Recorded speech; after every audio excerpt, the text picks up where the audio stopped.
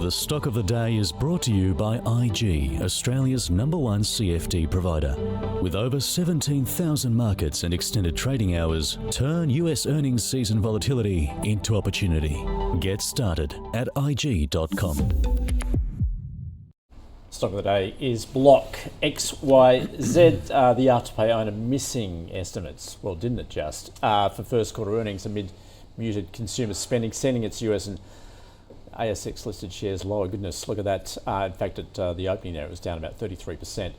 Block reporting a first quarter profit of just shy of 190 million. That's 30 cents a share compared with 472 million or 74 cents a share a year earlier.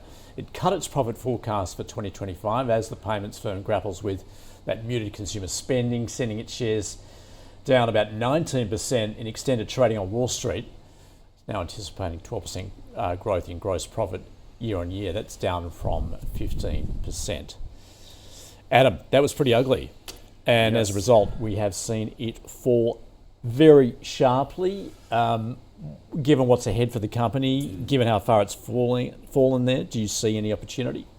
I mean, it bounced quite nicely on the open. I think it was at $60. Yep. So yeah, it was intraday. It hit 60 and now has bounced. So I guess there is some opportunity.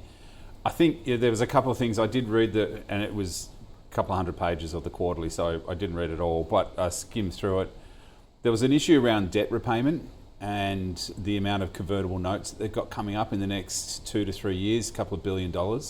They did talk about how they're not going to be able to repay that debt as well, or they're going to need to find some more funding for that. They've got rolling credit lines. With all of these businesses, buy now, pay later businesses, it's a bank's nirvana as far as that they're always going to need more credit, they're always going to need more capital, and they're going to continue to keep getting that capital moving forward. So I was a little bit concerned about some of those convertible notes that need to be paid in the next coming couple of years, which is going to put some strain on that credit facility or that rolling credit facility.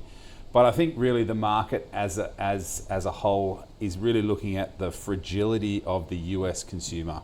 And we've been doing a lot of work on supply chains inside of America. And at the moment we're seeing those supply chains being constricted. We're hearing reports of in California, San Francisco, where there's no boats coming in. Truck drivers are getting sacked, train drivers are getting sacked because there's no work coming through. They might come in, but they leave empty, and they're skipping some of those ports. And basically within the next 6 weeks, we might see bare shelves in the US. And what's happened previous pullbacks is that we've always seen the American consumer, and I've always said the American consumer is going to get us out of this. They're going to continue to buy. They are the biggest consumers in the world. They will continue to buy and they will continue to consume. There's no products on the shelves. Block can't put their credit towards that or can't do their buy now, pay later. And I think that's why the market is really looking at this and running the ruler over the numbers. It was a miss, so absolutely, but it's that outlook, and that outlook is not looking good. All right, a bit of a canary in the coal mine then. Yeah, canary in the coal mine. So you're going to ask me, what is it, a buy, hold or sell?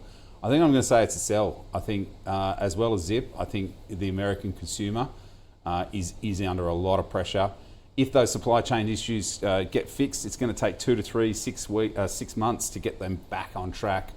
And then there's still more downgrades that are going to come. And UBS put a really good piece out on some of the stocks that the analysts haven't downgraded yet, and the fragility of those downgrades that we're going to see. So I'm going to say it's a sell from me.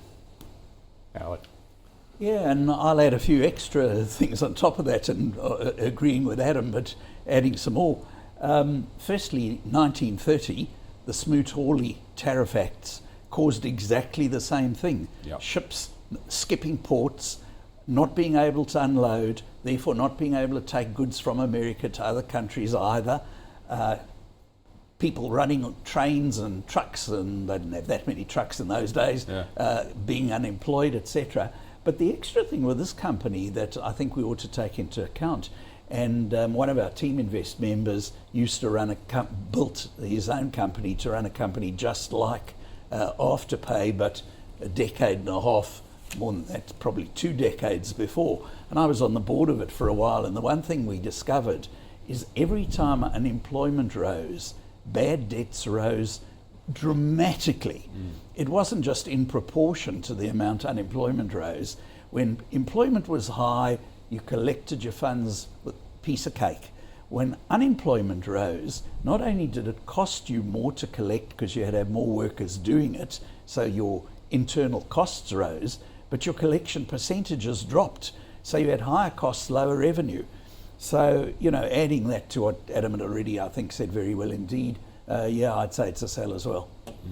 It's sounding pretty negative, isn't it? Certainly where the US economy is heading right now and how that's reflecting on a stock like Block. That's our stock of the day. The stock of the day was brought to you by IG. Turn volatility into opportunity this US earnings season with extended trading hours on over 110 key US shares. Get started at IG.com.